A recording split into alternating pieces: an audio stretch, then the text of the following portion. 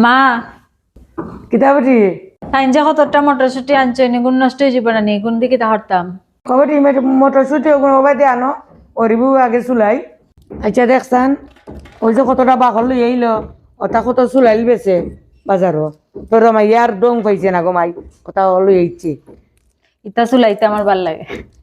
এলাগি আনছে তোর মাইয়ে তোর ভাল লাগে তুই একলা চুলাই আমি পারতাম নাই যা তুই চুলা আমিও চুলাইতাম না তোর যখন ভাল লাগে তোর জামাইরে দিয়ে আনাইছ চুলাইলতে আনাইছ আমি চুলাইতাম না গো মাই আপনার চুলাইন আপনারও ভাল লাগবো। ওটি ইয়ে করিস কালকে যে তোর মামায় দুধ ফাটাইলো দুধও কিন্তু চানা কাটিয়া মটরশুটি দিয়া তরকারি রান্না করিলাম। আচ্ছা মটরশুটি আমি কুলিয়া নিলাইছি এখন আমি দুধের ছানাটা বানাইলিম। এখানে 5 লিটার দুধ আছে দুধটারে এখন আমি জাল দিয়া ঘন করব।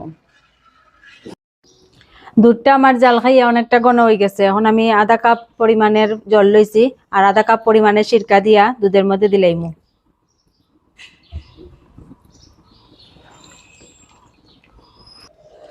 আস্তে আস্তে নাড়া দিতে হইব তাইলে ছানাটা খুব সুন্দর করে হাঁটি আইব।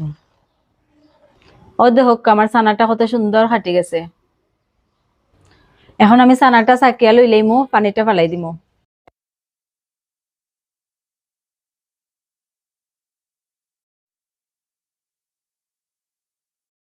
চানাটার এখন আমি জুলাইয়া রাখি দিব 1 ঘন্টার লাগি পানিটা জড়ি যাক।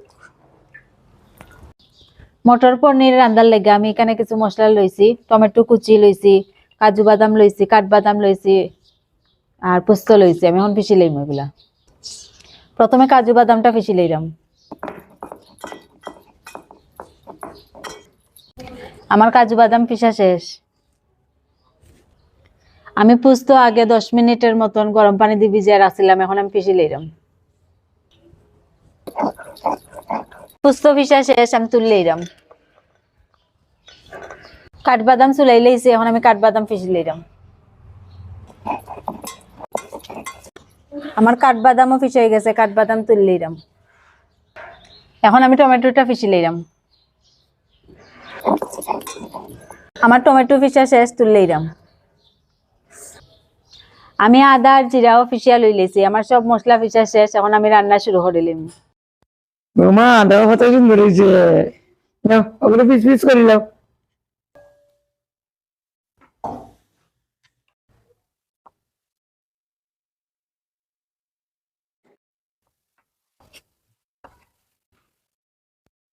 অধক আমি সুন্দর হরিয়া চানাগুলারে পিস করে লইছি এখন আমি একটু হলুদ দিয়া চানাগুল তা বাজিলাম।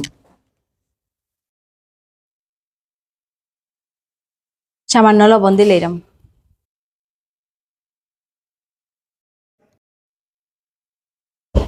আমার তেলটা গরম হয়ে গেছে এখন আমি কয়েক পিস চানা দিলাম।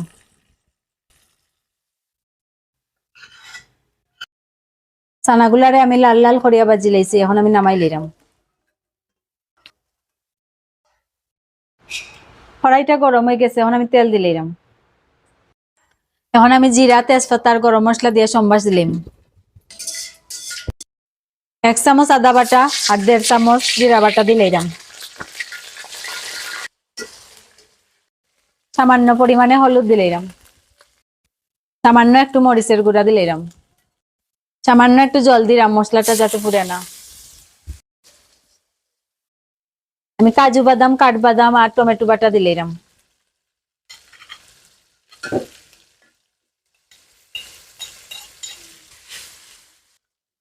আমি এখন পোস্ত বাটা দিলাম পোস্ত বাটারে আমি একটু পানি দিয়ে পাতলা করছি। আমি সামান্য টক দই দিলাম দইটারে আমি বালা করে ফাটাই লইছি। আমার মশলা কষানো হয়ে গেছে এখন আমি মটরশুঁটি দিলাম।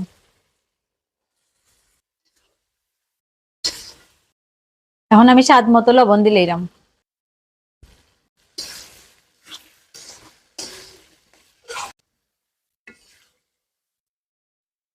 আমার মশলা কষানো হয়ে গেছে মশলা তেল ছাড়ি দিছে এখন আমি গরম জল দিলাইমু।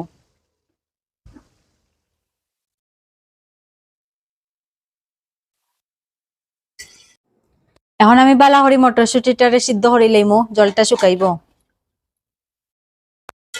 আমার তরকারির জল শুকাই গেছে, এখন আমি চানা গুনতা দিলাইরাম।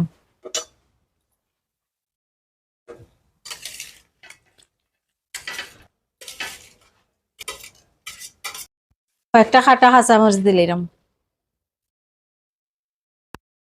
আমার মটর পনিরটা হয়ে গেছে, এখন আমি 4 চামচে 1 চামচ চিনি দিলাইম। এখন 1 চামচ গরম মশলার গুঁড়া দিলাইরাম। এখন আমি 1 চামচ ঘি দিয়া মটর পনিরটা নামাই দিমু। মটর পনিরটা শুকনা শুকনা রান্ধুন, কিন্তু আমি একটু ভিজা ভিজা রাখমু, কারণ আমরা লুচি দিয়া খাইমু। ও দেখকা আমার মটর পনির রান্না কমপ্লিট। আমা ধরেন লুচি আর মটর পনির খাইয়া দেখেন। ও তো দেখাইলি তুমি বিরিয়ানি যত তো আনছো, ও তুমি খাও যেরকম মাই তো কষ্ট করে বানাইছ, তুমি আগে খাইয়া থাকো কিলান হয়েছে।